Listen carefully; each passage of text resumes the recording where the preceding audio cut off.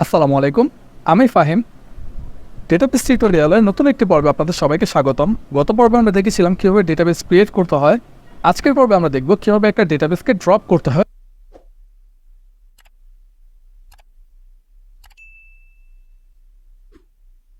তো আমি চলে এসেছি আমার অ্যাডমিন প্যানেলে। তো এখান থেকে আমরা যেহেতু আমরা কোয়েরি লিখবো অথবা কমেন্ট লিখবো, তো সেখান থেকে আমরা স্কেলে ক্লিক করব। ক্লিক করে এখন আমরা ড্রপ করতে যাচ্ছি। তো আপনারা ইতিমধ্যে বুঝতে পারছেন যে কীভাবে এটা ড্রপ করতে হবে। তবুও যারা বুঝতে পারেনি তাদের জন্য আমি বলে দিচ্ছি, সেটা হচ্ছে আমরা ক্রিয়েটের সময় কী করেছিলাম। প্রথমত আমরা কোন অপারেশন করব, ডেটাবেসের একটা স্ট্রাকচার হচ্ছে যে আমরা প্রথমে কোন অপারেশন করব সেই অপারেশনটা লিখতে হবে, যে আমরা এই অপারেশনটা করতে চাচ্ছি। তারপর অপারেশন আমরা কী ক্রিয়েট করবো বা ডিলিট করবো সেটার নাম লিখতে হবে। তারপর সেটাকে একটা নাম দিতে হবে অথবা একটা অপারেশনের ভ্যালু দিতে হবে।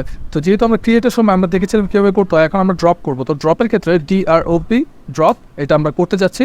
সো ড্রপ ডেটাবেস, আমরা একটা ডেটাবেস ড্রপ করতে যাচ্ছি। তো ডেটাবেস, এখন আমরা কোন ডেটাবেসটা ড্রপ করতে যাচ্ছি সেটা হচ্ছে our college, OURCOLLEGE, our college. এই ডেটাবেসটাকে আমরা ড্রপ করতে যাচ্ছি। এখানে দেখতে পাচ্ছেন এখনও কিন্তু আওয়ার কলেজ লেখাটা আছে, অর্থাৎ ডেটাবেসটা আছে। তো আমি এখানে ক্লিক করে দেখবেন যে এখানে আমার ডেটাবেসটা নাই, অর্থাৎ আওয়ার কলেজটা ডিলিট হয়ে গেছে। তো সেমভাবে আমরা যদি আরেকটা যেটা করেছিলাম, সাবস্ক্রাইবার ডেটাবেসটা ক্রিয়েট করেছিলাম, তো এটাকে আমরা ডিলিট করতে চাই, সেক্ষেত্রে কী করবো, ড্রপ, ওকে, দেন ড্রপ ডেটাবেস, দেন সাবস্ক্রাইবার্স, ওকে, দেন এটাকে হচ্ছে অল্টার এন্টার দিলেও এটা রান হবে। সো এই দেখেন সাবস্ক্রাইবার লেখাটাও নাই, অর্থাৎ ডেটাবেসটা নাই। তো এইভাবে হচ্ছে আমরা ডেটাবেসকে ডিলিট করতে পারি।